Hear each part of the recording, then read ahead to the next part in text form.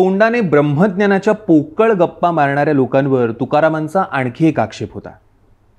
हे लोक प्रवचन, धर्माचा उपदेश इत्यादी गोष्टी पैशासाठी, उदरनिर्वाहासाठी करतात, हा तो आक्षेप.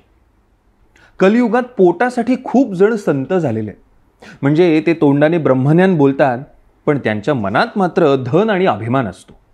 खराखुरा संत हा विरळाच असतो आणि मी त्याला लोटांगण घालतो, असं त्यांनी एका अभंगात म्हटलंय. वेदांचा अर्थ ठाऊक नसलेला आणि भेदभावाचा दास बनलेला मनुष्य पोट भरण्यासाठी, पैशासाठी, दंभासाठी असा दास बनलेला असतो. ते एका पोटासाठी कष्टी होतात, तोंड वरती करून हाका मारतात.